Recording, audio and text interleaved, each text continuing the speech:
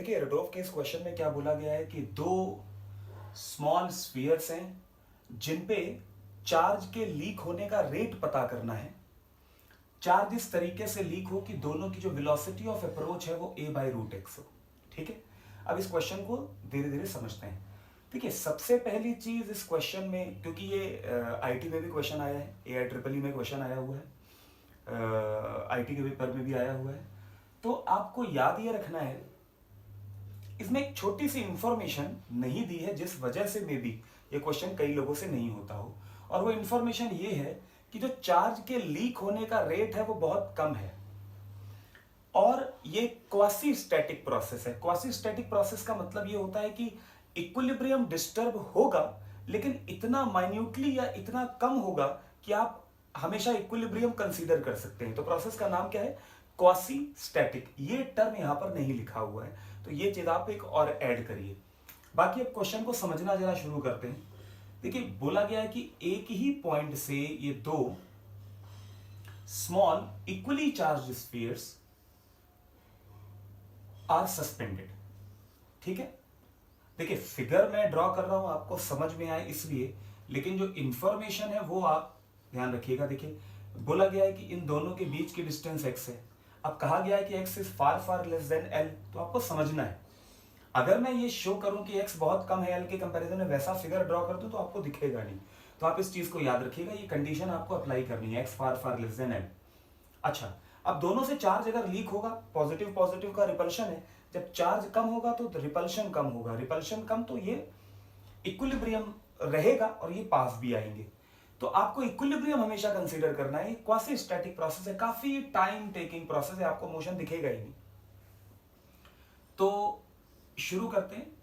यहां पर ये mg, ये दोनों के बीच में लगने वाला फोर्स, ठीक, और ये है इक्विलिब्रियम पर एंगल थीटा। ये एंगल और इस स्ट्रिंग का वर्टिकल से एंगल ये सेम होगा।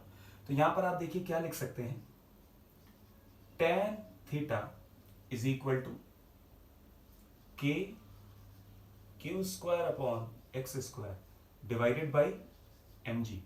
और tan थीटा को हम स्मॉल एंगल प्रॉपर्टी लगा के, क्योंकि x far far less than l दिया है, तो tan theta approximately sin theta लिखा जा सकता है, जो कि यहां पर होगा परपेंडिकुलर अपॉन हाइपोटेन्यूज, यानी कि x upon 2l।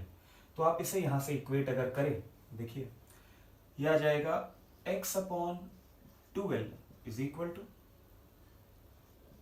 k q square upon mg x square. ठीक है, आपको पता क्या करना है, dq बाई dt। तो आप q का टर्म यहां पर अलग कर लें, तो q देखिए क्या आ जाएगा, ये आएगा x क्यूब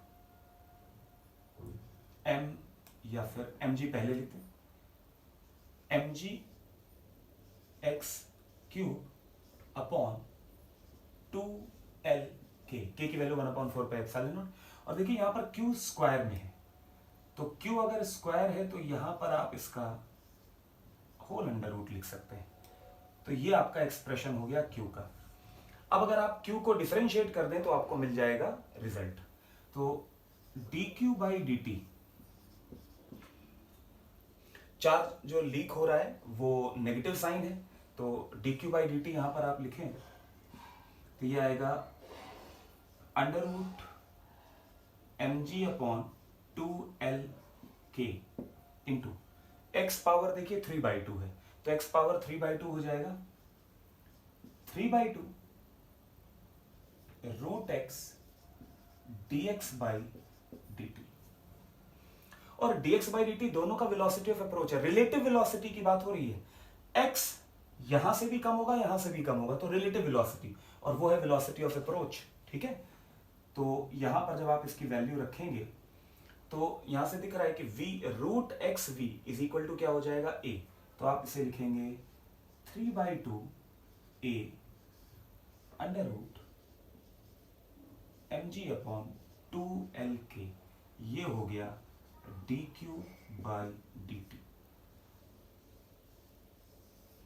अब यहां पर बात करते हैं माइनस साइन की। माइनस साइन आया नहीं क्योंकि वहां पर चार्ज लीक हो रहा है, तो बस बड़ी छोटी सी बात है, ये जो आपने dx बाई dt लिखा है, ये dx बाई dt जो है वेलोसिटी ऑफ अप्रोच है, और अप्रोच का मतलब है कि टाइम के साथ साथ x, तो v जो है वो माइनस dx बाई dt ही है।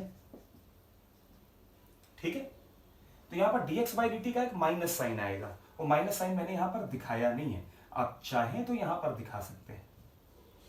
तो dq बाई dt माइनस आ गया। dq बाई dt के माइनस आने का मतलब है कि जैसे जैसे टाइम बढ़ेगा वैसे वैसे चार्ज कम होगा। तो ये चीज आप नोट कर सकते हैं, नोट करो।